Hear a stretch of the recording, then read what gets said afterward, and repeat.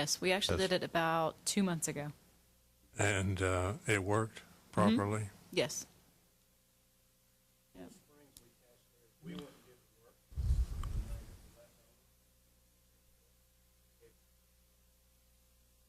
But then, I agree, this is just different because you have a second A little developer. bit different because you have the I second just want to make party. sure the second developer doesn't believe in any way, shape, or form that these monies should be flowing to him or her, as the case may be. Because they did the work. So technically, we have money for work that a second party did that did not have the original obligation. But we didn't bid it out. Again, maybe I'm stirring some up that doesn't have. I I just think want to maybe make sure what we need do to it do right. is just clarify and make sure that there was an agreement between developer 1 and developer 2, that Right. the obligation to do the landscaping was assumed by developer 2. Right. If that's the case, then And the money can go back. yeah, I think it's not because what will happen is if the money doesn't go back, the bank's going to go after developer number 1 to get their money back. Developer number 1's going to be hurting. Yeah. Yeah. We can clarify that. I think it's worth just making sure that we don't have a. I just have seen them get messy before, and I'd rather just have that point of clarity. Can I withhold that motion?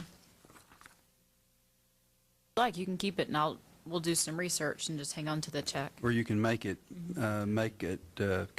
your motion contingent on getting clarification that we don't have an issue here of the kind we've discussed. Also move just what Mr. Hale said. I'll second since I stirred this up. So. All in favor? Aye. Attorney's report. No report tonight. Thanks. We are adjourned. Well, before we adjourn, I had a question for David, if we could just take a minute. I understand that the Farragut Business Alliance is in process of soliciting for an employee that we approved a budget amount for that, but I've never seen the contract for services, and so I'd kind of like to understand what's going on there, because I don't want to see us creating another position and being obligated for payment of this position without ever even approving what it is they're supposed to be doing. We approved some funds, but I don't want to see those funds go out until we've approved what it is those people are supposed to be actually doing for the town, and see a copy of that contract for services and approve it. Sure. Yes, sir, Alderman. Good question. We're actually working right now on a contract. They have a list of kind of an outline of all the duties and responsibilities that we would like them to do for us. Mr. Hale, I know, is working on putting that into a contractual form.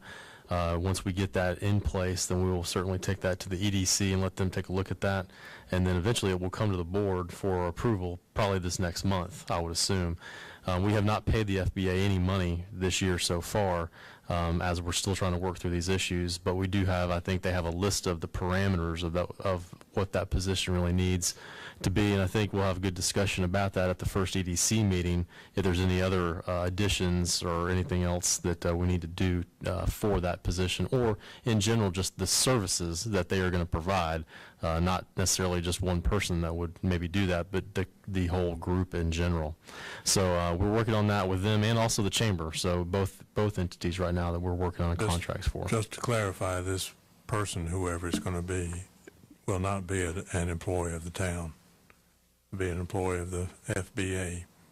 And we will have a contract with the FBA, which will encompass what this person does and what they have to deliver to us. Okay, which brings me to the second part of my question, because the issue that I raised in the Economic Development Committee when this was first discussed was, it sounds a lot like this job description is exactly what Gary Palmer was hired to do on the recommendations of the Development Process Review Committee back in 2005, whenever that was. And so it looks like we're adding another layer of basically creating a new position where a position was created ostensibly. Now, he never really got to do that job because he was basically pressed into service as the de facto town administrator. But is that, I just want to bring that again to the fore. Alderman Marker, I think that this position is much different than anything that the assistant city manager does currently for us. This is a position that's going to go out to all the business community, meet with them individually in their businesses, go door to door, handle questions, concerns, issues, different things like that. They will act somewhat as a liaison between the town and the business community, but it's also having an opportunity for businesses to talk to somebody that's outside of the town's group, our town employees here.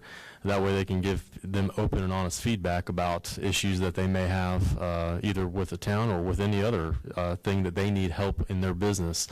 Having it with the FBA as well will allow for that group to make better marketing opportunities. There's things that they can do as a non-governmental entity that will give them more flexibility in really providing services to the business community that we cannot do internally. The assistant city manager's position has a lot more that he has been put on him since I have been here, so that his role has changed somewhat since I've gotten here. So I think that we wouldn't be able to do as much without having this type of position, wherever it is, out there now. Okay, thank you. You're welcome.